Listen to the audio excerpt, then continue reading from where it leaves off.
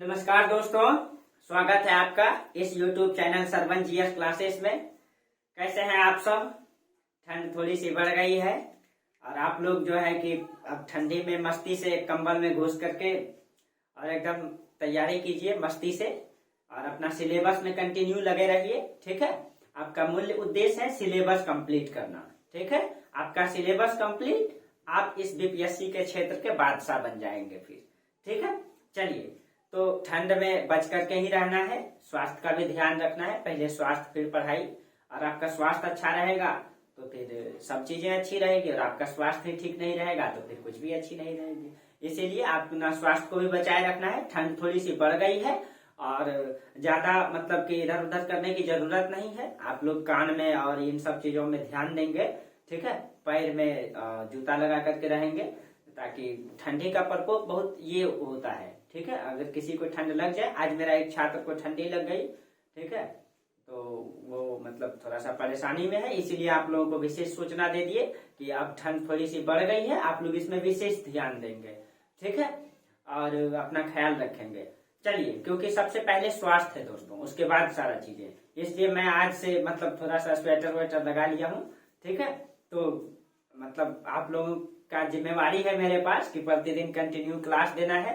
एकदम आप लोग एकदम जुड़ जाइए मेरा क्लास से और फ्री में क्लास कीजिए।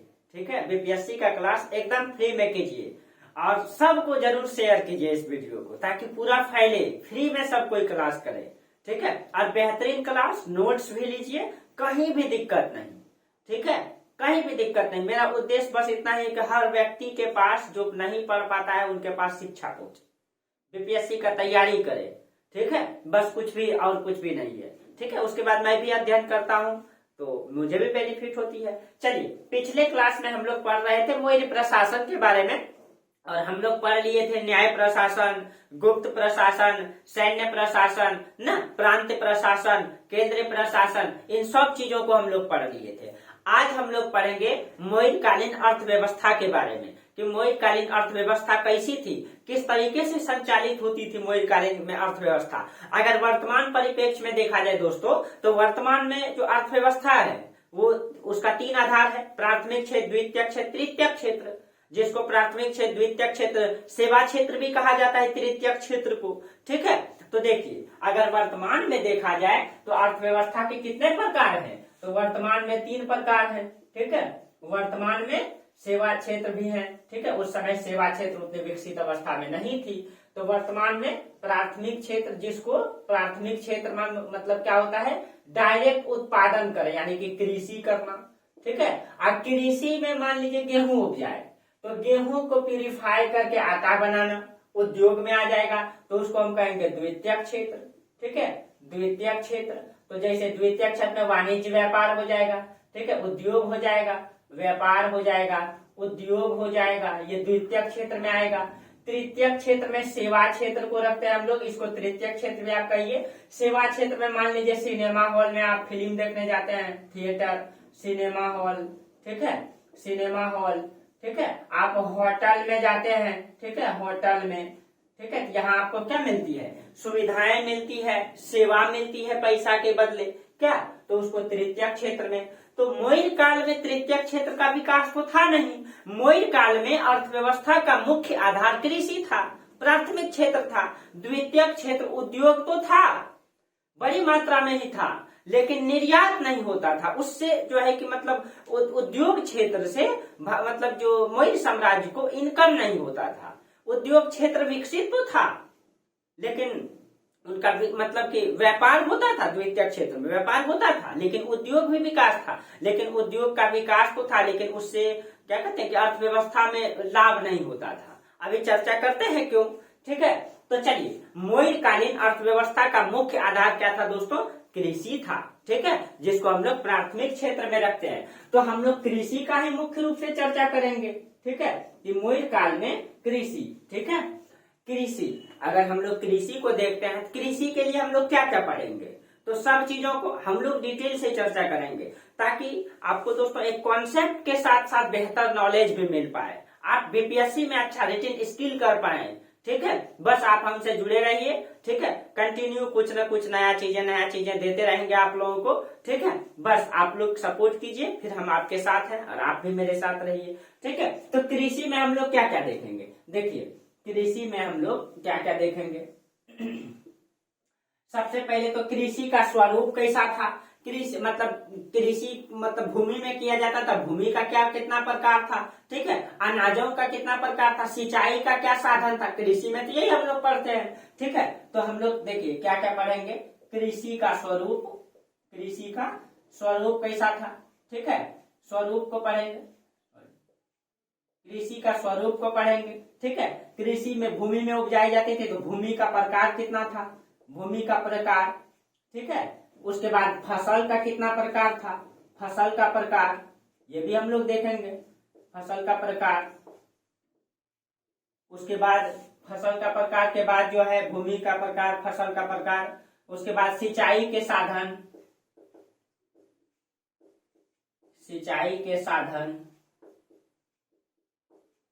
ठीक है, सिंचाई के साधन, इन सब चीजों को हम लोग चर्चा करेंगे। इसके अलावा जो है अनाज संरक्षण की जो व्यवस्था थी उसके बारे में, कृषि यंत्र के बारे में। ठीक है, अनाज संरक्षण एवं संग्रहण की व्यवस्था, ये भी देखेंगे। अनाज संग्रहण एवं संरक्षण की व्यवस्था, ठीक है, अनाज संरक्षित करने के लिए क्या व्यवस्था थी। ठीक है, और एक हम लोग देख लेंगे इसमें हाँ कृषि यंत्र में कौन कौन सा यंत्र उपयोग किया जाता था, उस समय कौन कौन सा यंत्र का विकास हुआ था। ठीक है, तो जैसे कि हम लोगों का अपना जो आदत है और आपको भी बनाना चाहिए मैप। हर मैप में जब आपका रीडिंग स्किल में मैप आप बना देंगे दोस्तों तो आपका कॉपी बेहतरीन हो जाता है। एक मैप में सारा कॉन्सेप्ट क्लियर हो जाता है, एग्जामिनर देख करके समझ जाता है कि जो जो एक्सपेरेंट है उनका जो लिखावट है वो किस प्रकार, कैसा विद्यार्थी रहा है, क्या वास्तविक कॉन्सेप्ट है या रट करके लिखा है। ठीक है, तो मैप आपको आना चाहिए। ठीक है, भारत का मैप को आप लोग बारीकी से अध्ययन कर लेंगे और आप लोग मेरा ज्योग्राफी क्लास से जुड़ जाएंगे। ठीक है, प्लेलिस्ट में, तो ज्योग्राफी क्लास में आपका मैप जल्द ही हम स्टार्ट करेंगे। ठीक है, बस कुछ दिन और वेट कीजिए। ठीक है, होगा तो कल से आप लोगों को, ठीक है, मैप का क्लास मिल जाएगा। ठीक है, आप लोग टेंशन न ले, मैप का क्लास मिल जाएगा। समय का कमी है और ठंडा का मौसम है दोस्तों, समय का पता ही नहीं चलता है, दिन छोटा करता है, पता ही नहीं चलता है। ठीक है, और 25 दिसंबर से फिर दिन जो है कि अपना बड़ा होने लगेगा। ठीक है, क्योंकि सूर्य की स्थिति क्या होने लगेगी, उत्तरायण होने लगेगी। ठीक है, तो फिर भारत में गर्मी आने लगेगा।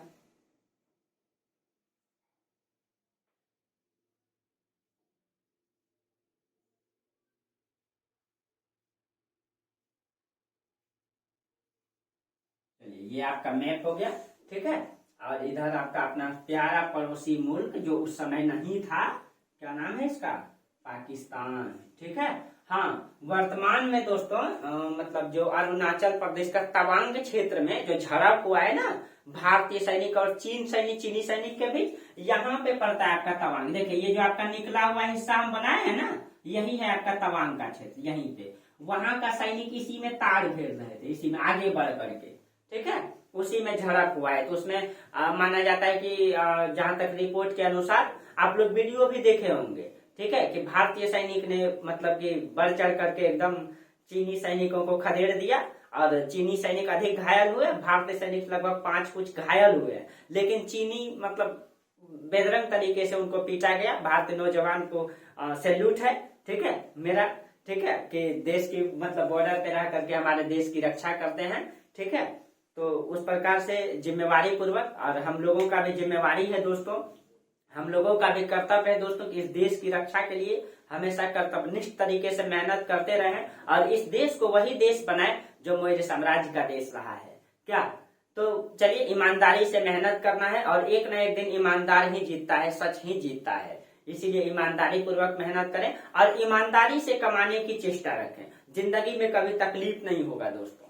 ठीक है, चलिए, तो हम लोग देखेंगे कृषि का स्वरूप, भूमि का प्रकार, फसल का प्रकार, सिंचाई के साधन, अनाज का संरक्षण की क्या व्यवस्था थी, संग्रहण की क्या व्यवस्था थी, ठीक है, कृषि का यंत्र में क्या क्या उपयोग किया जाता था, इन सभी के बारे में चर्चा करेंगे। ठीक है, तो सबसे पहले हम क्या पढ़ेंगे, कृषि का स्वरूप। ठीक है, एक एक करके चर्चा कीजिए, यहीं पे लिख देते हैं कृषि का स्वरूप में। ठीक है, जो कृषि था दोस्तों वो दो प्रकार का था। ठीक है, पहले तो कृषि का स्वरूप मिश्रित था, पहले ये हम चर्चा कर देते हैं। मिश्रित कृषि का मतलब क्या होता है, कृषि का स्वरूप कैसा था, मिश्रित था। मिश्रित कृषि का मतलब क्या होता है कि एक ही में जो है कृषि कार्य भी हो रहा है एक ही खेत में, और प्लस में उसी से मतलब पशुपालन भी होता है, पशुपालन भी होता है, तो उसको हम लोग क्या कहते हैं, मिश्रित कृषि कहते हैं।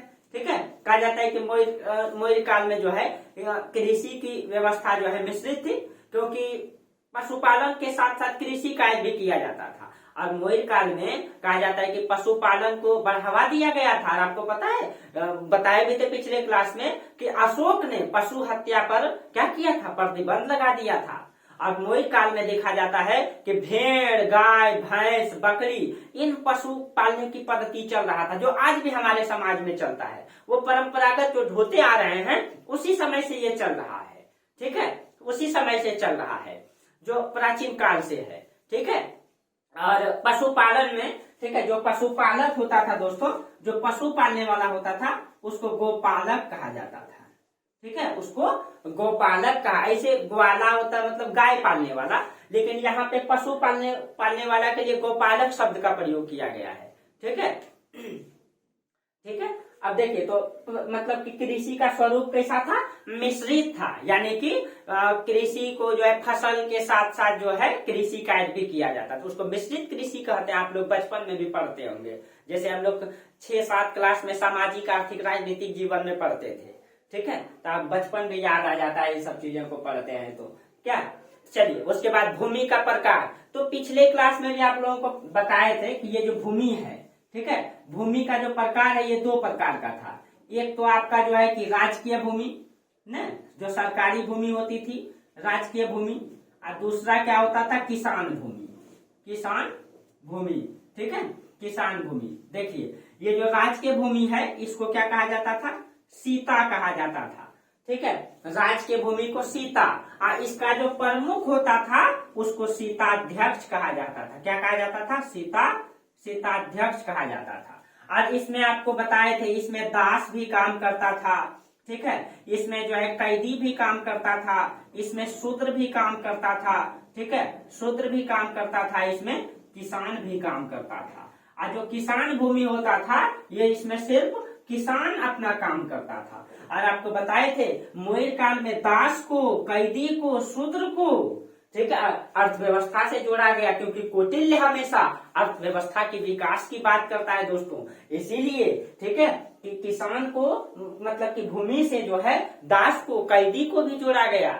इसीलिए मेगास्थनीज समझ नहीं पाता है कि भारतीय समाज में दास परंपरा भी है, क्योंकि वो समझते थे कि दास का मतलब क्या होता है, दास का मतलब आपका बर्तन पोंछ दे, झाड़ू लगा दे, कपड़ा धो दे, तो ये समझता है। लेकिन यहाँ दास कृषि कार्य को करते हुए दिखाई देता है। इसीलिए मेगास्थनीज कहता है कि मौर्य काल में जो है दास परंपरा नहीं थी।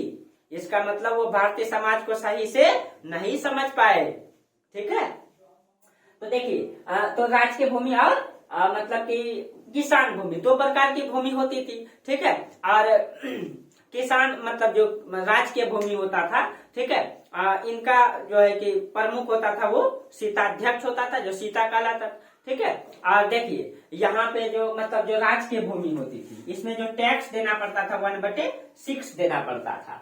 ठीक है, लेकिन पिछले क्लास में बताए थे लुम्बनी में कर जो देना पड़ता था 1/8। ठीक है, लुम्बनी में, क्योंकि लुम्बनी में, ठीक है, लुम्बनी में जो है 1/8, क्योंकि लुम्बनी में गौतम बुद्ध का जन्म हुआ था। ये पता है, नेपाल का एकदम तराई इलाका, उत्तर प्रदेश से सटा हुआ है एकदम लुम्बनी। ठीक है, कभी जाने का मौका मिले तो आप वहां जरूर जाइएगा।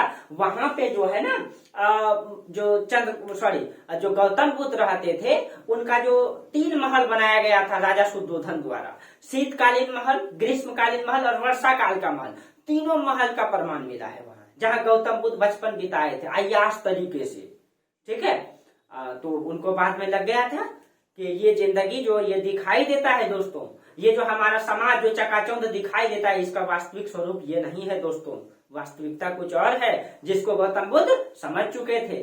ठीक है, इसीलिए उन्होंने गृह त्याग किए थे उस दिन। ठीक है, तो वो जहाँ रहते थे, ठीक है, उसका प्रमाण मिला है यही लुम्बिनी में, जहाँ उनका जन्म हुआ था। तो वहीं से जो है टैक्स 1/8 लिया करते थे। हम कहानी इसीलिए बता देते हैं दोस्तों, ताकि आपको याद रहे।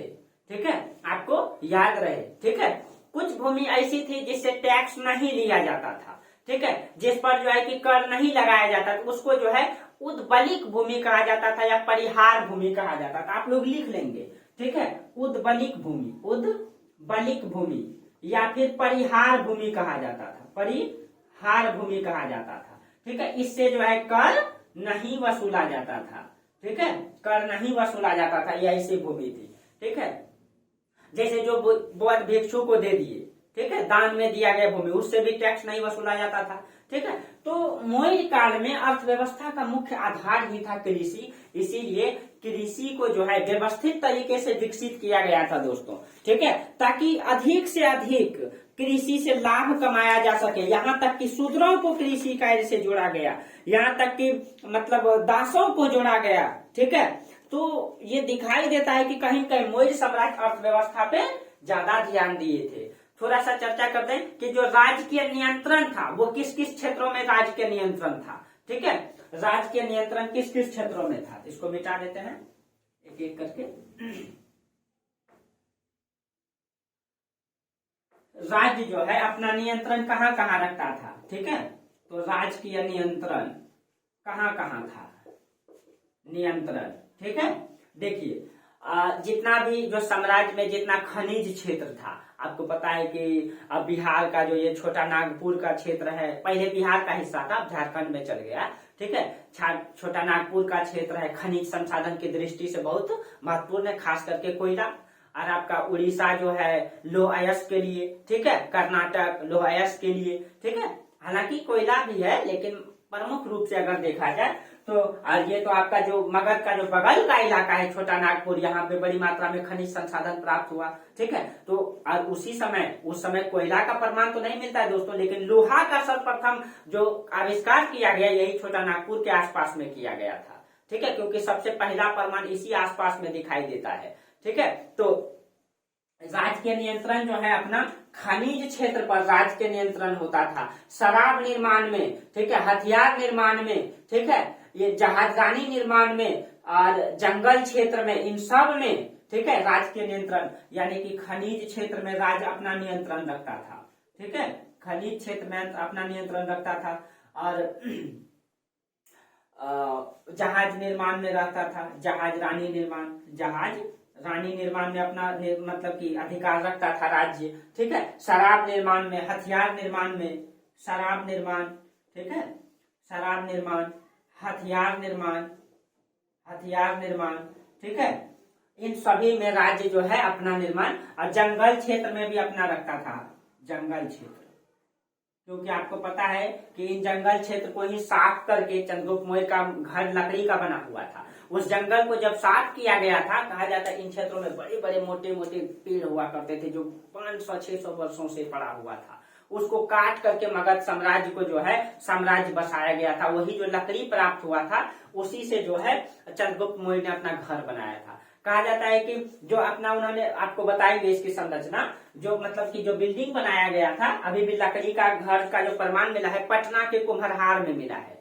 ठीक है, पटना के कुम्हरहार में इसका प्रमाण मिला है। मान लीजिए ऐसे लकड़ी का मतलब दीवार, मतलब क्या किया था, जैसे आज हम लोग पक्का का दीवार घेरते हैं, तो वो क्या किया था, लकड़ी को ऐसे गाड़ गाड़ के ऐसे करके घेर दिया था चारों तरफ, ऐसे खंभा गाड़ के लकड़ी को, मतलब बड़ा बड़ा पेड़ का सिल्ली को खड़ा कर दिया था और चारों तरफ दीवार घेर दिया था। और चंद्रगुप्त मौर्य का जो घर पाया गया है उसको ऐसे करके घेर दिया गया था। और लकड़ी के खंभे पर, मोटा मोटा खंभा पर, जैसे आज हम लोग पिलर गाड़ते हैं, तो उस तरीके से खंभा पर ही घर बना दिया गया था।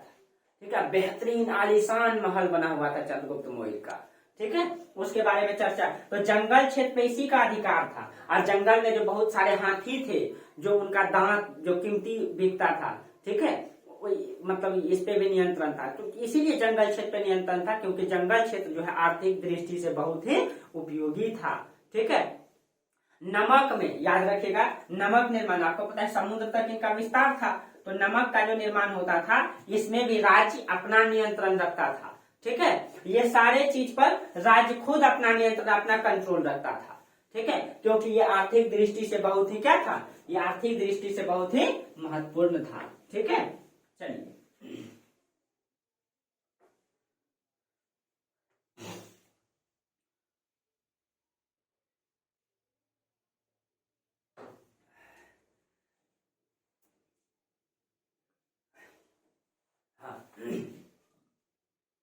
अब हम लोग देखते हैं कृषि यंत्र के बारे में, फसल पद्धति के बारे में। ठीक है, थोड़ा सा इन सब के बारे में चर्चा करेंगे, सिंचाई, कृषि यंत्र। ठीक है, फसल पद्धति को देख लेते हैं, फसल पद्धति कैसी थी, कृषि यंत्र कैसा था। ठीक है, तो कृषि यंत्र फिर फसल पद्धति। कृषि यंत्र, कृषि यंत्र में जैसे आज हम लोग देखते हैं कि ट्रैक्टर आ गया ना, ट्रैक्टर आ गया। पहले किसान हल से खेत जोतते थे, समय लग जाता था, उत्पादन कम होता था। आज जो है कि ट्रैक्टर आ गया, ट्रैक्टर क्या, अब तो बड़े बड़े मशीन आ गए। ठीक है, यहाँ तक कि फसल कटाई के लिए मशीन आ गया, बुनाई के लिए, बोने के लिए जो होता है रोपाई के लिए भी आ गया। ठीक है, तो अब हर चीज का मतलब क्या आ गया। लेकिन उस समय क्या प्रमाण मिला है कि उस समय कैसे खेती होता था, फसल कृषि यंत्र में क्या क्या उपयोग में होता था। तो उस समय दोस्तों लोहा का आविष्कार आपको पता है 600 बीसी में ही हो गया है। अब मौर्य साम्राज्य 300 बीसी में हम लोग आ चुके हैं, इसका मतलब 300 साल पहले, ठीक है, लोहे की आविष्कार हो गया था। और इसी लोहे की आविष्कार ने जो है उत्पादन को बढ़ाया। कैसे, तो थोड़ा सा हम चर्चा करते हैं। ये क्वेश्चन पूछेगा दोस्तों आपसे, इंटरव्यू में भी पूछ सकता है कि 600 बीसी में हुए लोहे की आविष्कार ने, ठीक है, द्वितीय नगरीकरण को जन्म दिया, या 600 बीसी के नगरीकरण को जन्म दिया। कैसे, ठीक है, कैसे, तो थोड़ा सा चर्चा कर देते हैं दोस्तों कि जब मतलब पहले जो है, पहले लकड़ी का हल बनता था तो गहराई से सिंचाई नहीं हो पाता था। जब लोहे की आविष्कार हो गया तो उससे लोहे का फाल बनाया गया, कुदाल बनाया गया, कुल्हाड़ी बनाया गया, कृषि अनेक प्रकार के कृषि यंत्र बनाया गया। अब जो है सिंचाई आसान हो गया था, और जो मतलब जुताई है वो गहरा होता था। हल का जो फाल था उसमें लोहे का मतलब कि ये लगाया गया। उससे क्या हो गया कि सिंचाई पहले जो है छिटकौआ विधि से फसल बोता था, अब रोपण विधि से हो गया। धान जब रोपण विधि से हुआ तो उत्पादन बढ़ गया। जब उत्पादन बढ़ गया तो वहां के लोगों का मुख्य आधार, जो मुख्य भोजन हो गया, वो चावल हो गया। जब वो लोग चावल खाने लगे तो जब इस मगध क्षेत्र की महिलाएं जब चावल खाने लगी तो चावल में जो है पौष्टिक आहार पाया जाता है। जब वहां की महिलाएं माड़ भात खाने लगी तो माड़ में जो पौष्टिक आहार होता है वो महिलाओं की प्रजनन शक्ति को बढ़ा दिया। जब प्रजनन शक्ति बढ़ा तो जनसंख्या बढ़ी। जब जनसंख्या बढ़ी तो श्रम शक्ति क्या हो गया, यानी कि मजदूरी, श्रम शक्ति मजबूत हो गया। यानी कि अब जो है कम लागत में अधिक उत्पादन होगा, अब अधिशेष उत्पादन हो जाएगा। अब अधिशेष उत्पादन किसको जन्म देगा, व्यापारीकरण को जन्म देगा। व्यापारीकरण मार्केटाइजेशन को जन्म देगा। मार्केटाइजेशन द्वितीय नगरीकरण को जन्म देगा। ठीक है, हम कई बार बता भी चुके हैं दोस्तों, लेकिन एक बार चर्चा कर दिए शॉर्ट में। ठीक है, आप अगर मेरा क्लास कंटिन्यू करते होंगे तो आपको बेहतर नॉलेज देने में जरूर मदद मिला होगा मेरा। ठीक है, अगर हाँ जहाँ कमी महसूस हो तो आप लोग जरूर बताएंगे। जितनी जानकारी है मैं कोशिश करता हूँ अंदर तक जाने का। ठीक है, कभी भी मैं काटने का प्रयास नहीं किया। ठीक है, कि नहीं जैसे तैसे नहीं, आपको पढ़ाना है, फ्री में पढ़ाना है, बेहतर पढ़ाएंगे। कहीं भी बीपीएससी के लिए आपको कहीं भी सोचना नहीं पड़ेगा। ठीक है, क्योंकि मैं यूपीएससी लेवल से लगभग ले रहा हूँ, आपको कहीं भी दिक्कत नहीं होगा। आप लिखने के लिए सीखेंगे, आपने से प्रैक्टिस कीजिए, हम कहानी बताते चलते हैं, आप इसको नोट्स बनाते चलिए। ठीक है, कहीं भी दिक्कत नहीं होगा आपको, अगर आप सीरियस कैंडिडेट हैं तो। ठीक है, चलिए हाँ, हम कहा बात कर रहे थे, कृषि यंत्र। कृषि यंत्र में आप लिख लेंगे लोहे का हल का उपयोग होने लगा। लोहे का हल, ठीक है, पहले हल नहीं था। ठीक है, अब लोहे का फाल आ गया। लोहे का फाल आ गया, लोहे का हल फाल मतलब वो कुल्हाड़ी आ गया था। ठीक है, कुल्हाड़ी आ चुका था। जब लोहे का उपयोग होने लगा उत्पादन जो है बढ़ गया था। ठीक है, हल फाल कुदाल फावड़ा, वो जो फावड़ा होता है वो फावड़ा आ गया था। ठीक है, इससे उत्पादन क्या हो गया, बढ़ गया।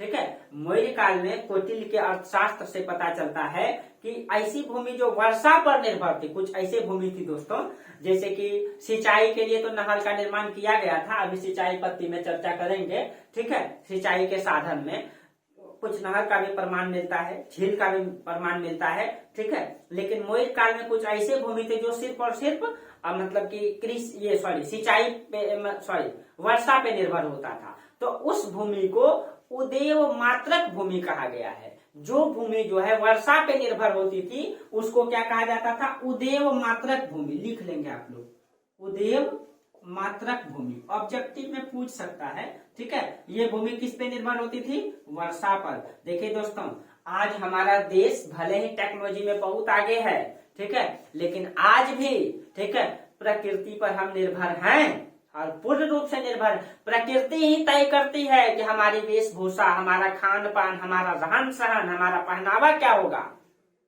हम लोग सब चीजें कौन? प्रकृति तय करती है। आज देखिए दोस्तों, हम लोग बहुत बड़े बड़े टेक्नोलॉजी की बात करते हैं। इस बार बारिश नहीं हुई, धान नहीं हुआ, चावल का रेट 40 रुपया हो गया, ठीक है, 40 रुपया हो गया। आप अगर बिहार के क्षेत्र में जाइए, झारखंड के क्षेत्र में जाइए, जहां कृषि जो है सिंचाई पे निर्भर है, वहां धान हुआ ही नहीं है, वहां धान हुआ ही नहीं है। मैं उस क्षेत्र में गया, उस क्षेत्र का निरीक्षण किया, बोला नहीं, यहाँ धान नहीं हुआ इस बार गाय को खिलाने के लिए चारा नहीं है लोगों के पास, सब कोई गाय बेच रहे हैं। ये सब बातें सामने आ रही है। सोचिए, मैं बांका क्षेत्र में गया था, वहां भी धान बहुत कम दिखाई दे रहा था, बहुत सारे खेत पड़ती दिखाई दे रहे थे। क्योंकि बोला, मेरा एक दोस्त भी है, ठीक है, वो बोला कि नहीं, इस बार जो है कि बारिश नहीं हुई, इसीलिए यहाँ सिंचाई का साधन नहीं है, ठीक है, सिंचाई की साधन नहीं है। तो कहीं कहीं हम लोग पूर्ण रूप से प्रकृति पे निर्भर है दोस्तों। इसीलिए प्रकृति को बचाने का प्रयास कीजिए, ठीक है, अधिक से अधिक पेड़ लगाइए। हम लोग बड़े बड़े बिल्डिंग का निर्माण तो कर रहे हैं इस पृथ्वी पर, लेकिन कहीं कहीं इस पृथ्वी का शोषण और दोहन कर रहे हैं दोस्तों। मानव अपनी महत्वाकांक्षाओं की पूर्ति के लिए, अपनी लालच की पूर्ति के लिए, ठीक है, अपनी मतलब इन चीज, ये जो लालच और ये जो मनुष्य में भरा हुआ है, इसकी पूर्ति के लिए इस पृथ्वी का, इस प्रकृति का दोहन और शोषण कर रहा है। और इसका परिणाम भुगतने के लिए मिल रहा है दोस्तों, कोरोना वायरस जैसे महामारी। ये प्रकृति की देन है एक प्रकार से। क्यों? क्योंकि आप समझिए, जब एक बूढ़ा व्यक्ति बीमार होता है तो उसको ज्यादा तकलीफ होता है। एक जवान व्यक्ति को अगर बुखार हो जाए तो सामान्य अवस्था में वो दौड़ दाड़ के ठीक कर लेता है, लेकिन एक बूढ़ा व्यक्ति को बुखार हो जाए तो उसी प्रकार से ये हमारा प्रकृति जो है एक प्रकार से बूढ़ा हो चुका है। इस पे थोड़ी सी महामारी आती है, ये बर्दाश्त नहीं कर पाता, ये फैल जाता है, क्योंकि वातावरण शुद्ध नहीं है हमारा। वातावरण शुद्ध रहेगा तो छोटे छोटे महामारी वातावरण में ही खत्म हो जाएंगे। शुद्ध हवा में हम लोग सांस तक नहीं ले पा रहे हैं। तो प्रकृति को बचाना भी बहुत जरूरी है, क्योंकि प्रकृति ही हमारी आवास है, ठीक है। तो हर कोई पेड़ जरूर लगाए अपने घर में, ठीक है, छत में। आजकल तो खेती होती है छत पे। आप अपने डब्बा में आजकल एक मिट्टी आती है, उसमें डाल देंगे खाद तैयार करके, गोबर खाद तैयार करके मिट्टी में, और चारों तरफ से पेड़ लगा देंगे। छोटा सा मिर्ची उगा सकते हैं आप, बैंगन टमाटर उगा सकते हैं, वो भी एक प्रकार से है। मेरा छत है, हम छत में उगाएंगे, जमीन नहीं है, कोई बात नहीं, जमीन है तो आप जरूर पेड़ लगाइए, ठीक है। लेकिन प्रकृति पे ज्यादा मतलब ध्यान देना है। तो उस समय दोस्तों जो कुछ ऐसी भूमि थी जो वर्षा पे निर्भर थी, उसको उदेव मात्रक कहा जाता है। हम थोड़ा भटक जाते हैं दोस्तों, ठीक है, लेकिन क्योंकि मेरी प्रकृति ही वही है, मैं खुद प्रकृति से जुड़ा हुआ व्यक्ति हूँ, ठीक है, इसीलिए मुझे ये सब चीजें ज्यादा पसंद है, ठीक है। हालांकि आप लोगों को पसंद है तो जरूर कमेंट कीजिएगा, ठीक है। आप लोगों को प्रकृति से अगर लगाव है तो जरूर कमेंट कीजिएगा। जब भी मैं अकेला मतलब घूमने का मन करता है तो मैं मतलब एकांत क्षेत्र में चल जाता हूँ, किसी वन क्षेत्र में, किसी जंगल क्षेत्र में, किसी पहाड़ी क्षेत्र में ज्यादा पसंद करता हूँ मैं। इसीलिए थोड़ा सा मुझे प्रकृति से लगाव है। मुझे लगता है कि हरियाली सब दिन रहेगी तो मुझे घूमने का मौका मिलेगा, ठीक है। चलिए, तो हाँ, तो हम बात कर रहे थे कृषि पद्धति के बारे में, ठीक है। कृषि यंत्र के बारे में चर्चा की। कृषि का जो पद्धति था दोस्तों, कोटिल्य और मेगास्थनी दोनों अलग अलग बातें करती कृषि पद्धति के बारे में, ठीक है। कृषि पद्धति के बारे में दोनों अलग अलग बातें करती हैं, ठीक है, करते हैं। तो ये कौन कौन? तो एक तो आपका कोटिल्य है, कोटिल्य, और मेगास्थनीज। मेगास्थनीज आपको पता है कि ये जो है चर्चा कर चुके हैं कि ये मेगास्थनीज पाटलिपुत्र में रहते थे, ठीक है, जो कि चंद्रगुप्त मौर्य के दरबार में आए थे। ये विदेशी आते हुए इन्होंने जो पुस्तक लिखी है, कौन सा? मेगास्थनीज की इंडिका न। कौटिल्य कहता है कि वर्ष में, ठीक है, वर्ष में 3 फसलें उगाई जाती है, ठीक है, 3 फसलें उगाई जाती है। मेगास्थनीज कहते हैं कि वर्ष में 2 फसलें उगाई जाती है, ठीक है, वर्ष में 2 फसलें। तो दोनों का बातों में अंतर दिखाई देता है, ठीक है। लेकिन हाँ, दोस्तों ये भी सच है, कहीं कहीं 3 फसल भी उगाया जाता था, कहीं कहीं 2 फसल भी उगाया जाता था। वो तो मतलब कि भौगोलिक क्षेत्र पे निर्भर करता है। पश्चिम बंगाल आप चल जाएंगे, अभी भी साल में 3 बार धान उत्पादन होता है। उत्तर बिहार में जो है कि 2 बार उत्पादन होता है, और दक्षिणी मतलब कि बिहार चल जाएंगे तो साल में 1 बार धान उत्पादन होता है। क्यों? क्योंकि वो दक्षिणी बिहार जो है कि कम सिंचित क्षेत्र है, थोड़ा सा मिट्टी वहां का उपजाऊ नहीं है, ठीक है। वहां की जो नदियां हैं वो बरसाती नदी है, ठीक है, जबकि उत्तर बिहार की जितनी भी नदियां हैं वो सदानीरा नदी है, ठीक है। पश्चिम बंगाल डेल्टाई क्षेत्र है, वहां सिंचाई के ज्यादा साधन है, इस कारण से उत्पादन तो प्रकृति पे निर्भर है। तो एक साल में 3 फसलें भी उगाई जाती थी, 2 फसलें भी उगाई जाती थी, ठीक है, 2 फसलें भी उगाई। तो कृषि पद्धति में यही था कि मतलब कि 2 या 3 फसल उगाई जाती थी, ठीक है। अब देखिए, जो मौर्य काल का वित्त वर्ष था दोस्तों, जैसे कि आज हम लोग बजट तैयार करते हैं, वित्त वर्ष होता है ना हमारा, 1 अप्रैल से प्रारंभ होता है, 31 मार्च तक रहता है, क्या हमारा वित्त वर्ष, ठीक है। और हम बजट तैयार करते हैं कि इस वित्त वर्ष में हम इतना चीजें इसमें खर्च करेंगे, बजट तैयार करते हैं। और उस समय भी बजट का प्रमाण मिलता है, आपको पिछले क्लास में चर्चा किए, ठीक है। तो यहाँ पे इसका जो वित्त वर्ष है दोस्तों, ठीक है, मौर्य काल में जो वित्त वर्ष है वो आषाढ़ माह में जो है कि ये होता था, ठीक है, आषाढ़ में। आपको हिंदी अगर आती है तो आप लोग जरूर बताएंगे, ठीक है, आप लोग जरूर बताएंगे। आषाढ़ माह में इसका प्रारंभ होता था, ठीक है। हिंदी, मैं हिंदी कैलेंडर बता देता हूँ दोस्तों। मार्च से समथिंग स्टार्ट होती है चैत, ठीक है, मार्च आसपास में चैत स्टार्ट होता है। चैत, बैसाख, जेठ, आषाढ़, श्रावण या सावन, भादो, आश्विन, कार्तिक, अगहन, पूष, माघ, फागुन, फरवरी में होता है फागुन, ठीक है। अब फिर चैत, तो ये आपका हिंदी कैलेंडर है, ठीक है, ये आपका हिंदी। तो आषाढ़ माह में इसका जो है वित्त वर्ष प्रारंभ होता था, ठीक है, कि हम लोग को इतना ये चीजें तैयार करेंगे उसमें, ठीक है। आषाढ़ मतलब जुलाई के माह में समथिंग आ जाएगा। आषाढ़ अगर हिंदी लेंगे ना तो आप जुलाई में समथिंग में आ जाएगा आपका, ठीक है, जुलाई में आ जाएगा, ठीक है। तो आप बताएंगे कि कमेंट करके वर्तमान में हिंदी कैलेंडर के अनुसार कौन सा माह चल रहा है, ठीक है। ये जो दिसंबर है ये कौन सा महीना चल रहा है हिंदी कैलेंडर के अनुसार, आप लोग कमेंट कीजिएगा, ठीक है। हाँ चलिए, ये हो गया। अब देखिए मुख्य फसल क्या क्या था, ठीक है। अब मुख्य फसल क्या क्या था,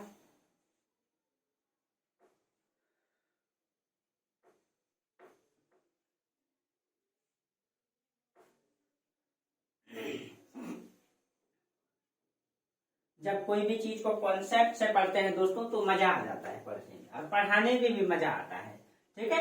हाँ, तो प्रमुख फसल, प्रमुख फसल, प्रमुख फसल में दोस्तों सिंचाई पद्धति जब आ गया था लोहे के आविष्कार से, तो प्रमुख फसल चावल तो हो ही गया था, ठीक है।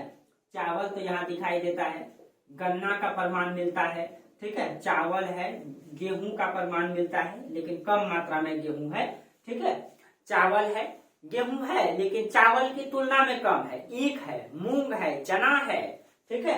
इसमें गन्ना है, मूंग है, मूंग है, चना है, ठीक है, चना है, ये सब चीजें, ठीक है। गन्ना, गन्ना आप लिख ही दिए हैं, गन्ना है, ठीक है। ये सब चीजें मुख्य रूप से उगाई जाती थी। और चावल का जो है रोपण विधि स्टार्ट हो गया था, ठीक है। रोपण विधि का मतलब हो गया कि धान कैसे बोया जाता है, आप लोग जानते ही हैं कि पहले धान को कीचड़ वाला, जिसमें कि मतलब जिसमें ज्यादा कीचड़ पानी रहे, कम से कम ठेवना भर, उसमें छींट दिया जाता है न, सॉरी, पहले मतलब उसको धान को छींट दिया जाता है खेत में, छोटा सा खेत में। उसके बाद बिचड़ा तैयार होता है उसमें, यानी छोटा छोटा जब गाछ हो जाता है उस गाछ को उखाड़ करके फिर जो है कीचड़ वाला भूमि में, ठीक है, जिसमें पानी कम से कम ठेवना भर भरा रहे या ठेवना से थोड़ा कम भी रहे, ठीक है, उसमें जो है गाड़ दिया जाता है, ठीक है। तो वो हो गया रोपण विधि। पहले क्या होता था, पहले डायरेक्ट छींट दिया जाता था तो उससे उत्पादन कम होता था। धान को लेता था, बिचड़ा तैयार करके डायरेक्ट छींट दिया जाता था, ठीक है। लेकिन अब वैसे नहीं, अब पहले रोपण विधि से स्टार्ट हो चुका था यहाँ, ठीक है। जब रोपण विधि से उत्पादन होने लगा तो उत्पादन क्या हो गया, अधिशेष हो गया, ठीक है, वही प्रक्रियाएं हुई, ठीक है। अब देखिए उसके बाद सिंचाई का पद्धति क्या क्या था, सिंचाई का साधन क्या क्या था, इसका मतलब ठीक है। तो सिंचाई के साधन में देखिए प्राकृतिक और कृत्रिम दोनों साधन था, ठीक है। इसमें अगर इसमें देखा जाए तो प्राकृतिक साधन भी था, ठीक है, और कृत्रिम साधन भी था। कृत्रिम मतलब मानव निर्मित, ठीक है। प्राकृतिक साधन तो आप समझ ही रहे हैं, वर्षा हो गया, नदी हो गया, ये प्राकृतिक साधन है, ठीक है, वर्षा पर निर्भर है, ठीक है, प्राकृतिक है। और कृत्रिम साधन में क्या क्या था, तो देखिए चंद्रगुप्त मौर्य के समय मतलब गुजरात में सुदर्शन झील का निर्माण का पता चलता है। उसी झील में अशोक ने नहर का निर्माण करवाया था, यानी कि नहर है, कृत्रिम में हथकरघा है, तालाब है, ठीक है, इन सब चीजों का प्रमाण मिलता है इसमें। तो इसमें जो है नहर का प्रमाण मिलता है, ठीक है, तालाब का प्रमाण मिलता है, ठीक है, जो हथकरघा होता था उसका प्रमाण मिलता है, हथकरघा, ठीक है, वो कुआं में लगाया जाता था। आप लोग देखे होंगे शायद पुराना तरीके से, बैल जो है घूमते रहता था और पानी हथकरघा से चलते रहता था, ठीक है, और उससे सिंचाई होती थी। आज तो इतना सुविधा हो गया दोस्तों, पहले दिन दिन भर आदमी पानी पटाता था घर इसमें, ठीक है, तो बहुत मतलब कठिनाई होती थी पहले, ठीक है। और नहर का निर्माण का, तालाब निर्माण का प्रमाण भी मिला है, जो मतलब जूनागढ़ अभिलेख मिला है ना, मतलब गुजरात में, उसमें प्रमाण मिला है, चर्चा कर ही दी है इसमें, ठीक है। तो इस प्रकार से कृषि पद्धति था, ठीक है, कृषि पद्धति था। अनाज संग्रहण के लिए और संरक्षण के लिए अन्नागार का प्रमाण मिला है। पश्चिम बंगाल के बोगरा जिले में एक अभिलेख मिला है, उसका नाम है महास्थान अभिलेख। महास्थान अभिलेख में अन्नागार का प्रमाण मिला है। इससे यह स्पष्ट होता है कि मौर्य काल का जो अर्थव्यवस्था होगा ये मजबूत रहा होगा, क्योंकि अर्थव्यवस्था मजबूत रहा होगा, उत्पादन अधिक हुआ होगा, ठीक है, तब ना शासक जो है कि उत्पादन को संचित करके रखते थे अन्नागार में। और मौर्य काल में 12 वर्षों तक अकाल रहा, लेकिन अकाल से एक भी व्यक्ति का मृत्यु का प्रमाण नहीं मिला है, ठीक है। इसका मतलब है कि मौर्य कालीन जो अर्थव्यवस्था था बहुत मजबूत था, और मतलब कि उत्पादन अधिक करते थे, मतलब कि अपने जरूरत से ज्यादा उत्पादन करके संचित करके रखते थे। तो कृषि को संग्रहित करने के लिए, जैसे फसल को उत्पादन कर लिए, तो आज हम लोग क्या करते हैं, ड्रम में भर देते हैं। पहले कोठी हुआ करता था, ठीक है, तो उसी कोठी को अन्नागार, उस समय मिट्टी का, इसका ईंट का बना हुआ अन्नागार, इस तरीके से प्रमाण मिला है, ठीक है। तो इस तरीके से अन्नागार का प्रमाण मिलता है। आप लोग कोठी देखे होंगे, शायद आप लोग समझ पा रहे होंगे कोठी क्या होता है, ठीक है। अब देखिए, तो ये तो हो गया आपका प्राथमिक क्षेत्र, ठीक है, ये हो गया आपका प्राथमिक क्षेत्र कृषि। तो द्वितीयक क्षेत्र का थोड़ा सा हम लोग चर्चा कर देते हैं। उसमें व्यापार तो बड़ी मात्रा में मौर्य साम्राज्य में होता था, ठीक है। तो चलिए अब हम लोग चर्चा करते हैं द्वितीयक क्षेत्र के बारे में। और तृतीयक क्षेत्र तो विकसित था नहीं, सेवा क्षेत्र, होटल तो था नहीं उस समय, ठीक है। तो द्वितीयक क्षेत्र में व्यापार और उद्योग को हमको पढ़ना है, क्या क्या व्यापार में होता था, कहाँ कहाँ से होता था, ठीक है। और मैप में तो हम बताते ही हैं, ठीक है, तो देख लेंगे हम लोग थोड़ा सा। तो देखिए द्वितीयक क्षेत्र, द्वितीयक क्षेत्र, तो द्वितीयक क्षेत्र में व्यापार को पढ़ेंगे, व्यापार का जो स्वरूप दिखाई देता है, वाणिज्य व्यापार को पढ़ेंगे, ठीक है, और उद्योग को पढ़ेंगे। द्वितीयक क्षेत्र में क्या पढ़ेंगे, वाणिज्य व्यापार को पढ़ेंगे और उद्योग को पढ़ेंगे, ठीक है। अब देखिए जो वाणिज्य व्यापार की पद्धति है, ये दो पद्धति था, ठीक है, एक तो राष्ट्रीय, पहले इधर अंतरराष्ट्रीय लिख देते हैं, अंतरराष्ट्रीय, और एक राष्ट्रीय, यानी कि विदेश से भी व्यापार होता था और भारत के अंतर्गत भी, राज्य के अंतर्गत व्यापार होता था, दोनों स्वरूप में दिखाई देता है, ठीक है। देखिए दूसरा, व्यापार का साधन, व्यापार का साधन क्या क्या था, तो साधन तो दिखाई देता है कि उस समय जो है बंदरगाह का उपयोग किया जाता था, यानी कि सड़क मार्ग और जल मार्ग दोनों, सड़क मार्ग प्लस में जल मार्ग से भी, ठीक है, क्योंकि बंदरगाह का प्रमाण तो मिला है, भृगुकक्ष बंदरगाह, कल्याणी नहीं, ये आपका बारबेरिकम बंदरगाह, और पश्चिम बंगाल में यहाँ पे ताम्रलिप्ति बंदरगाह, जो अभी जो है ताम्रलिप्ति बंदरगाह से पानी जो है समुद्र से दूर हट चुका है, वो सूख चुका है, अभी ताम्रलिप्ति बंदरगाह का उपयोग नहीं हो रहा है, ठीक है, उस समय होता था। तो चलिए, हाँ, तो तो ये इस प्रकार से था। अब इसमें हम लोग देख लेते हैं, जल परिवहन में भी दो प्रकार से दिखाई देगा आपको, ठीक है। तो देखिए इसमें जो है सड़क मार्ग और जल मार्ग, तो इसको ऐसे लिख दीजिए, सड़क परिवहन और जल परिवहन।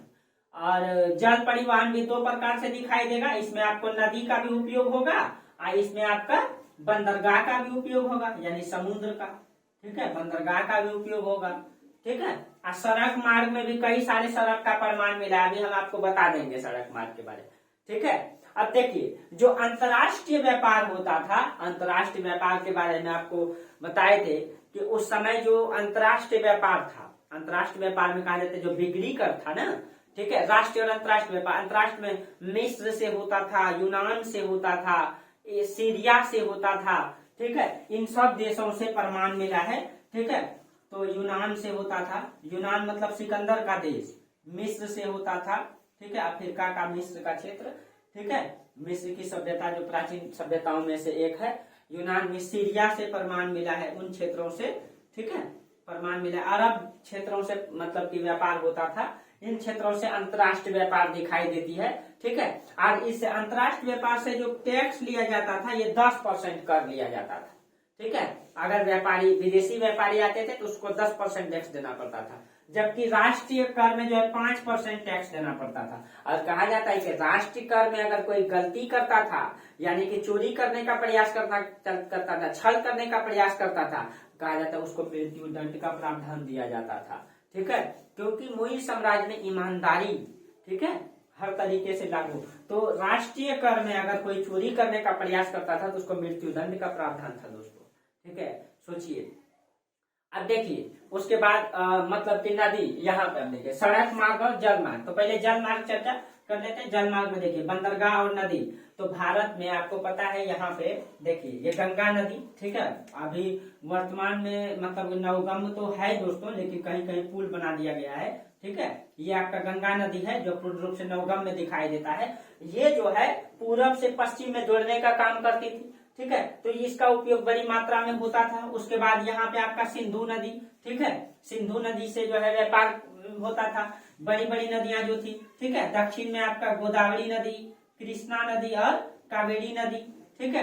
इन ये यहाँ गिर जाएगा दोस्तों इधर, ठीक है, इधर सटा हुआ नहीं है, इधर ये नासिक से निकलती है, ठीक है, यहाँ पे क्योंकि पश्चिमी घाट पर्वत है, ठीक है। तो हालांकि ये ज्योग्राफी का टॉपिक है, चर्चा करेंगे कभी। और इधर है आपका ब्रह्मपुत्रा नदी। ब्रह्मपुत्रा का नदी का तो उपयोग नहीं होता था, लेकिन इन सब नदी का प्रमाण, तो नदी में जो है गंगा नदी, सिंधु नदी, इन सब नदियों का उपयोग होता था। बंदरगाह में आप लिख लेंगे, ठीक है। यहाँ पे आपका हुआ करता था, गुजरात में था बारबेरिकम बंदरगाह। एग्जैक्ट तो मुझे पता नहीं है दोस्तों गुजरात में किस स्थान में है, आप सर्च मार के देख लेंगे, शायद खंभात की खाड़ी के आसपास में है बारबेरिकम बंदरगाह, बारबेरिकम बंदरगाह, बेरिकम, ठीक है, बारबेरिकम बंदरगाह का उपयोग होता था। ताम्रलिप्ति बंदरगाह एकदम पश्चिम बंगाल में, अभी वर्तमान में सूख चुका है, पश्चिम बंगाल में ताम्रलिप्ति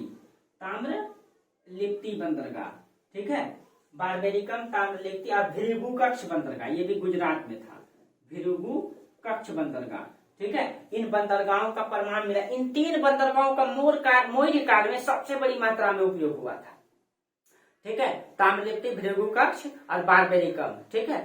ये जो बारबेरिकम बंदरगाह है दोस्तों, ये जो है ना सिंधु नदी के मुहाने पर था, यहाँ पर, ठीक है, ये सिंधु नदी के मुहाने पर था, वर्तमान पाकिस्तान पड़ेगा आपका, ठीक है। तो ये सिंधु नदी के मुहाने पर था। ये भृगु कक्ष गुजरात में था, ये गुजरात में था, जी हम लिख देते हैं गुजरात में। ताम्रलिप्ति पश्चिम बंगाल में, ठीक है, पश्चिम बंगाल में। अब देखिए जो सड़क मार्ग था दोस्तों, सड़क मार्ग में कई सारे मार्ग का प्रमाण मिला है, जैसे यहाँ पे लिख देते हैं 3-4 मार्ग। जैसे एक आपका उत्तरापथ मार्ग, उत्तरापथ, अगर उत्तरापथ की बात की जाए तो देखिए यहाँ पे ताम्रलिप्ति बंदरगाह से इसको ऐसे करके ऐसे करके ऐसे करके एकदम पाकिस्तान तक लेके गया था, ठीक है, बाद में काबुल तक लेके गया इसको, ठीक है, पाकिस्तान तक लेकर के गया, तक्षशिला तक, ठीक है, तक्षशिला तक। ताम्रलिप्ति जो उत्तरापथ मार्ग है, इसको जो कहा जाता है उत्तरापथ मार्ग को, ठीक है, ताम्रलिप्ति से पाकिस्तान में पुष्कलावती जगह पड़ता है, वहां पे लेके गया था, वर्तमान में वही लगभग तक्षशिला के आसपास का क्षेत्र, ठीक है। उत्तरापथ, और उत्तरापथ देखिए, उत्तरापथ का जो सड़क जो बनाया था इसको ये चंद्रगुप्त मौर्य ने बनाया, चंद्रगुप्त मौर्य ने। तो मौर्य काल में ये विकसित, ये बड़ी मात्रा में कहा जाता है कि मौर्य काल में परिवहन व्यवस्था बहुत ही मजबूत था दोस्तों। तब तो अशोक ने जो है उत्तर प्रदेश के चुनार के आसपास में जो है कि बड़े बड़े स्तंभ लेख का निर्माण करवाया, और उसको बहुत मतलब कि भारत के हर क्षेत्रों में उसका प्रमाण मिलता है। इसका मतलब है परिवहन व्यवस्था अच्छा रहा होगा, तब न एक स्थान से दूसरे स्थान तक लेकर के गया था। ठीक है, तो इसलिए अब देखिए उत्तरापथ मार्ग को चंद्रगुप्त मौर्य ने बनवाया। ठीक है, और यही मार्ग को, ठीक है, उत्तरापथ मार्ग को बनाया चंद्रगुप्त मौर्य। यही मार्ग जब टूट फूट गया था, शेरशाह सूरी ने इसका निर्माण करवाया, तो यही उत्तरापथ को शेरशाह सूरी ने इसका क्या करवाया था, पुनर्निर्माण करवाया, शेरशाह सूरी। ठीक है, बहुत ही योग्य शासक था ये। ठीक है, चर्चा करेंगे शेरशाह सूरी। तो शेरशाह सूरी के समय इसको क्या कहा गया, सड़क ए आजम, सड़क ए आजम कहा गया इसको शेरशाह सूरी के समय। ठीक है, सड़क ए आजम। और यही सड़क ए आजम को फिर अंग्रेजों ने ठीक करवाया। ठीक है, अंग्रेजों ने जब इसको ठीक करवाया, शायद लॉर्ड ऑकलैंड है दोस्तों, आप एक बार सर्च मार के देख लेंगे किसके समय ठीक कराया गया था। ठीक है, जहां तक मैं याद कर पा रहा हूँ शायद लॉर्ड ऑकलैंड थे, एग्जैक्ट मुझे ध्यान नहीं है, लेकिन आप एक बार सर्च मार के देख लेंगे। ठीक है, कभी क्वेश्चन पूछ सकता है। तो सड़क ए आजम, और यही अंग्रेज जब ठीक करवाया, इसी को कहते हैं जीटी रोड, तो ग्रैंड ट्रंक रोड। ठीक है, इसी को कहते हैं। इसका निर्माण करवाया, पुनर्निर्माण, यही उत्तरापथ मार्ग का। कहां से कहां तक, तांगलिप्ती से मतलब पाकिस्तान का जो है कि तक्षशिला, उसके बाद काबुल तक गया हुआ है। ठीक है, ये एक मार्ग ये हो गया। ठीक है, उसके बाद श्रावस्ती से प्रतिष्ठान दूसरा जो था। ठीक है, अब इसको मिटा देते हैं। ठीक है, दूसरा मार्ग था एक श्रावस्ती से प्रतिष्ठान, श्रावस्ती से प्रतिष्ठान, प्रतिष्ठान। ठीक है, तो आपको पता है कि श्रावस्ती में गौतम बुद्ध सबसे अधिक उपदेश दिए थे, जो आपका उत्तर प्रदेश में पड़ता है। ठीक है, और तीसरा जो मार्ग था आपका वो पाटन से कौशाम्बी, पाटन गुजरात में पड़ता है, कौशाम्बी भी आपका उत्तर प्रदेश में। तो पाटन से कौशाम्बी, कौशाम्बी। ठीक है, आपको दिखा देंगे ये प्रोजेक्टर में, मैप में आपको दिखा देंगे। ठीक है, और उसके बाद चौथा में भृगु कक्ष बंदरगाह से मथुरा तक गया हुआ था। ठीक है, भृगु कक्ष बंदरगाह से मथुरा तक, मथुरा। ये बड़े बड़े 4 सड़क का निर्माण, भृगु कक्ष बंदरगाह यहाँ है, और मथुरा आपका कहाँ है, तो इधर गया हुआ था, यहाँ तक आपका मथुरा है। ठीक है, मथुरा है यमुना नदी किनारे। हाँ, तो ये 4 बड़े बड़े मतलब कि प्रमाण मिला है सड़क का। ठीक है, सड़क का, ये व्यापार क्षेत्र में अगर देखा जाए। ठीक है, अब देखिए अगर इसमें उद्योग देखा जाए। ठीक है, ये हम व्यापार का बात किए थे दोस्तों, ये देखिए यहां से ले लीजिए व्यापार। अगर अब हम उद्योग की चर्चा करेंगे। ठीक है, तो देखिए उद्योग तो बड़ी मात्रा में था विकसित। ठीक है, इसीलिए बड़े बड़े लोह स्तंभ और इतने जो हथियार तैयार होता था दोस्तों, कहाँ होता था। ठीक है, तो उद्योग का विकास, इतनी बड़ी सेनाएं, 6 लाख पैदल सेना, 30,000 मतलब कि घुड़सवार सेना, इतनी बड़ी सेनाओं को कवच प्रदान करना, हेलमेट, तलवार, भाला, बर्छा। ठीक है, फाल, कटार जो भी था। ठीक है, कृषि का यंत्र, ये कहाँ बनता था, तो लोहा पिघलाने की मतलब कि उद्योग रहा होगा बड़ी मात्रा में। ठीक है, और 6 लाख सैनिकों को इतने बड़े बड़े कवच प्रदान करना, इसका मतलब विकसित अवस्था में उद्योग रहा होगा। ठीक है, तो इसमें जो है प्रमुख उद्योग में हम चर्चा कर देते हैं प्रमुख उद्योग का। ठीक है, इसमें देखिए प्रमुख उद्योग, प्रमुख उद्योग, तो प्रमुख उद्योग में तो सूती वस्त्र था ही दोस्तों, भारत तो था ही, जाना ही जाता है। सूती वस्त्र का उत्पादन बड़ी मात्रा में होता था। ठीक है, सूती वस्त्र, खनिज उद्योग विकसित था, लकड़ी उद्योग, आपको पता है मौर्य साम्राज्य में बहुत अधिक लकड़ी प्राप्त हुआ, चर्म उद्योग, प्रस्तर उद्योग। ठीक है, सूती वस्त्र उद्योग। ठीक है, लकड़ी उद्योग, आप लोग लिखेंगे लकड़ी उद्योग, चर्म उद्योग, चर्म उद्योग। ठीक है, और प्रस्तर उद्योग, प्रस्तर उद्योग, ये सब विकसित अवस्था में दिखाई देता है। ठीक है, ये सब जो है मतलब दिखाई देता है विकसित अवस्था में। ठीक है, जो अब इसके बाद एक खनिज छूट ही गया। ठीक है, खनिज भी है, खनिज का प्रमाण मिलता है। ठीक है। खनिज उद्योग, खनिज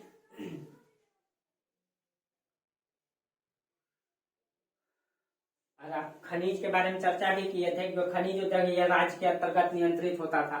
ठीक है। सूती वस्त्र देखिए, सूती वस्त्र आपका कलिंग जो वर्तमान में उड़ीसा पड़ता है, मथुरा, कलिंग, काशी, इन सारे क्षेत्रों में जो है सूती वस्त्र का उत्पादन होता था। ठीक है। सूती वस्त्र में मथुरा में, ठीक है, वो मथुरा, कलिंग, ठीक है, काशी, ये सब क्षेत्र सूती वस्त्र के लिए प्रमुख था। ठीक है। सूती वस्त्र के लिए प्रमुख था। लकड़ी, इसका उपयोग तो जो है रथ के निर्माण में, ठीक है, चंद्रगुप्त मौर्य का महल के निर्माण में, साम्राज्य का किलाबंदी के निर्माण में इसका उपयोग किया जाता था लकड़ी का। इसका मतलब लकड़ी उद्योग विकसित अवस्था में था, महल का निर्माण किया गया। ठीक है। चर्म उद्योग, एरियन जो है, एक इतिहासकार है एरियन, वो जो है सफेद चमड़े की जूता का उल्लेख करता है।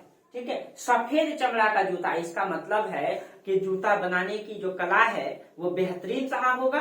ठीक है। तो चर्म उद्योग का भी पता चलता है। एरियन एक इतिहासकार है, ये चर्चा करते हैं किसका? एरियन चर्चा करते हैं सफेद जूते का। ठीक है। इसका मतलब जो है जूता निर्माण बड़ी मात्रा में चमड़ों का होता था। तो चर्म उद्योग, प्रस्तर मतलब पत्थर का उपयोग, शिलालेख का प्रमाण मिलता है, शिलालेखों में अब विकसित अवस्था में दिखाई देता है। तो आप प्रस्तर उद्योग, ठीक है, शिलालेख अशोक का जो प्राप्त हुआ है, ठीक है, ये सारी चीजें दिखाई देता है। लकड़ी उद्योग तो चर्चा कर ही दिए। प्लस में लोहे पिघलाने की कला इन लोगों को आती थी, बड़ी मात्रा में जो है लोहे पिघलाने का प्रमाण पाया गया है। ठीक है। उसके बाद देखिए कुछ वर्ड जैसे कि रेशम, मतलब कि उद्योग बड़ी मात्रा में था, रेशम का उत्पादन होता था। ठीक है। रेशम को चीनांशुक कहा गया है। चीन का रेशमी वस्त्र को जो है चीनांशुक कहा गया है। जो चीन का, कुछ वर्ड लिख देते हैं, जो चीन का रेशमी वस्त्र था, ठीक है, उसको चीनांशुक कहा गया है। चीनांशुक, चीन का रेशमी वस्त्र को चीनांशुक। ठीक है। दुकुल, एक श्वेत वस्त्र था जिसको दुकुल कहा गया है। एक वर्ड आता है दुकुल। ठीक है। एक श्वेत वस्त्र था उसको दुकुल। एक होता है छोम, भारत के रेशमी वस्त्र को छोम कहा गया है। ठीक है। जो भारत का रेशमी वस्त्र है उसको छोम कहा गया है। ठीक है। ये सारे मतलब कि वर्ड का प्रमाण मिलता है। ठीक है। देखिए, तो ये हो गया आपका उद्योग। ठीक है, उद्योग हो गया। अब देखिए, अब हम लोग चर्चा करेंगे, ठीक है, मुद्रा व्यवस्था के बारे में। मुद्रा व्यवस्था और मौर्यकालीन समाज आपको अगले क्लास में चर्चा करेंगे। ठीक है। आज यहीं तक रहने दीजिए, फिर हम लोग अगले क्लास में चर्चा करेंगे। आप लोगों को क्लास अगर बेहतर लगता है दोस्तों, ठीक है, तो आप लोग लाइक कीजिए, शेयर कीजिए। ठीक है। चैनल को आगे जरूर बढ़ाइए। ठीक है। और एकदम सबको बोल दीजिए कि एकदम फ्री क्लास, पूरा एकदम शेड्यूल से सारा मिलेगा। और आपका हिस्ट्री चल ही रहा है। ठीक है, हिस्ट्री चल ही रहा है, ज्योग्राफी भी स्टार्ट कर देंगे और पूरा सिलेबस को पूरा एक एक करके, एक भी टॉपिक नहीं छोड़ेंगे, आपका पूरा चर्चा करेंगे। और आप गारंटी है आपको, ठीक है, कि मतलब बीपीएससी में आपका कहीं भी क्वेश्चन नहीं छूटेगा हिस्ट्री से। आप पूरा, बस आप लगनशील से मेहनत करें तब। ठीक है। आप लगनशील, मेरा काम है कॉन्सेप्ट से बताना, आप बैठ करके अच्छे से तैयारी करेंगे तब। ठीक है। ऐसे बहुत सारा चैनल है दोस्तों, भटकना नहीं है। ठीक है। चलिए, इस चैनल को इतना फैला दीजिए कि सबको पता चल जाए कि एकदम फ्री में एकदम पढ़ना है, आपका बीपीएससी का तैयारी करना है आपको। ठीक है। बाकी जिनको जहां समस्या होती है आप कमेंट करके जरूर पूछ सकते हैं। पर्सनल बात करने के लिए आप जो है कि टेलीग्राम में जुड़ जाइए, वहां मेरा नंबर भी मिल जाएगा आपको, वहां से भी बात करते हैं। ठीक है, कर सकते हैं आप। चलिए, तो आज हम लोग यहीं तक चर्चा करते हैं, फिर हम लोग अगली क्लास में चर्चा करेंगे। ठीक है। तो आप लोग एकदम अपने जीवन में मस्त रहें, खुश रहें, और ठंड में थोड़ा सा बच करके रहना है। ठीक है। चलिए, तो फिर हम लोग आगे चर्चा करेंगे। तो आप लोग मेरा पूरा वीडियो देखते हैं, इसके लिए आप लोगों को बहुत बहुत धन्यवाद।